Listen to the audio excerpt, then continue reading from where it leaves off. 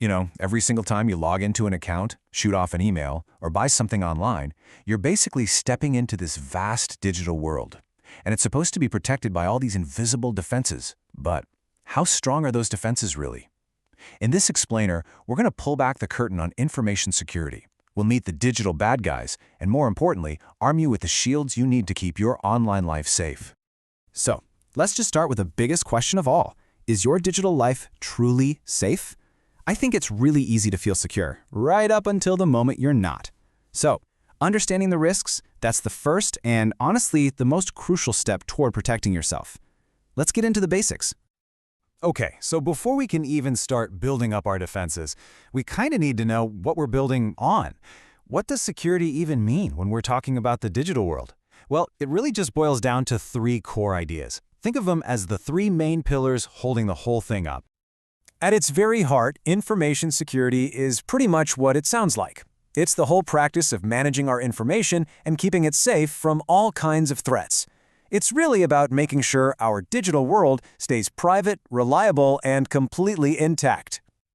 Right, so these three pillars make up what's famously known as the CIA triad. First up, C is for confidentiality. That just means keeping secret. Only the right people get to see the data. Then you have I for integrity. This is all about making sure the data is accurate and hasn't been messed with behind the scenes. And finally, A is for availability, which means you can actually get to your information when you need it. If you lose even one of these, your security is pretty much broken. All right, now that we know what we're trying to protect, we need to talk about who we're protecting it from. So let's meet the villains of the digital world. These are the common threats that are constantly putting our information at risk. The biggest, baddest category of threats all falls under one big umbrella term: malware. It's short for malicious software, and it basically covers any program or piece of code that's specifically designed to disrupt, damage, or get unauthorized access to a computer. And let me tell you, malware is a big, nasty family. You've got your classic virus, which is like a digital vandal, breaking in just to destroy your data.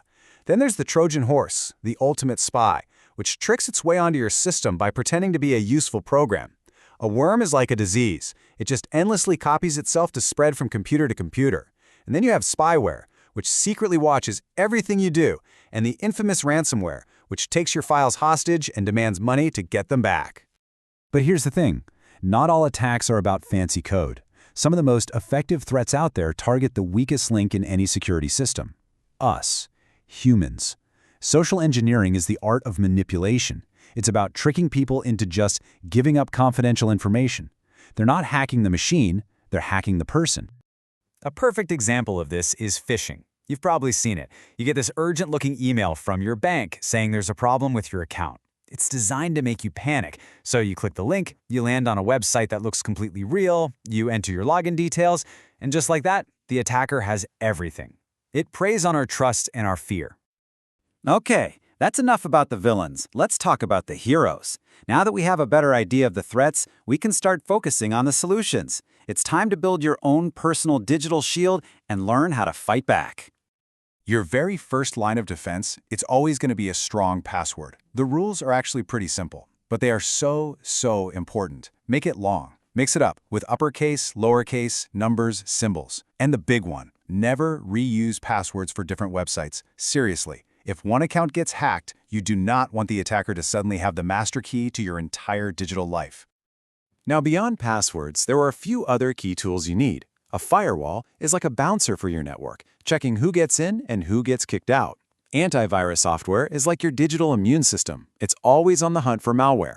Regular backups? That's your insurance policy in case something catastrophic happens. And finally, keeping your software updated is crucial. It closes the security holes that hackers love to sneak through.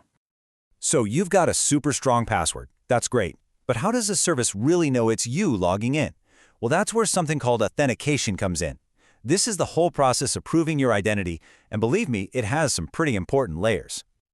Authentication really relies on three different types of factors. First, there's something you know, like a password or a PIN.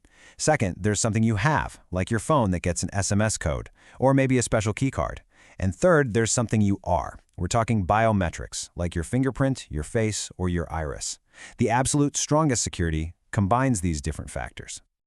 Now, you've probably heard people talk about two-factor and two-step authentication, but a lot of people don't realize they're not the same thing. Two-factor, or 2FA, is the really strong one. It combines two different types of factors, like your password, something you know, plus a fingerprint scan, something you are.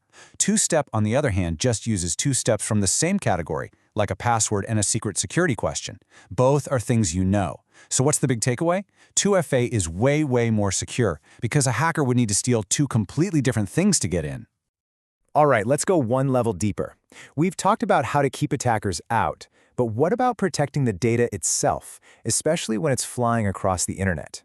This is where we get into creating an unbreakable digital seal using things like encryption and digital signatures. Encryption is basically the modern-day version of a secret code. It takes your readable message, which we call plain text, and it scrambles it into an unreadable mask called ciphertext. And the only way to unscramble it and read the original message is if you have the correct key. There are really two main flavors of this. Symmetric key encryption uses the exact same secret key to both lock and unlock the data. It's super fast, but the tricky part is you have to find a totally secure way to share that key with the other person. The other kind is public key encryption.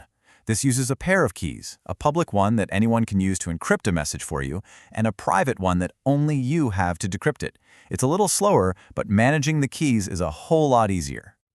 Okay, but what about proving who actually sent a message and, just as important, that it wasn't changed along the way?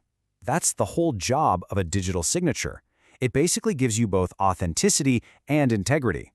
It's like having a real-world signature on a document that's been sealed in a tamper-proof envelope.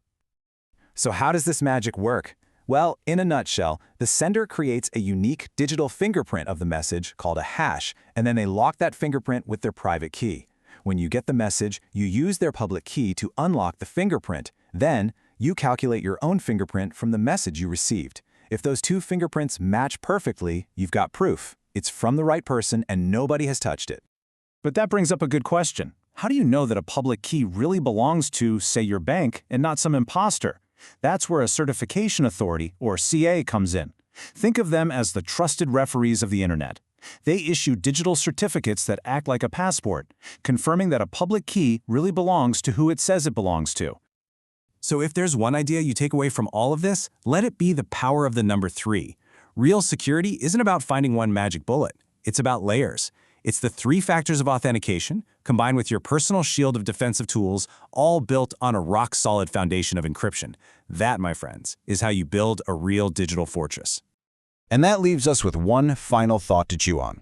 We can build more and more sophisticated technical defenses, smarter encryption, better AI threat detection, you name it. But as technology keeps evolving, will our biggest vulnerability, the one that social engineering loves to exploit, always come down to human nature itself?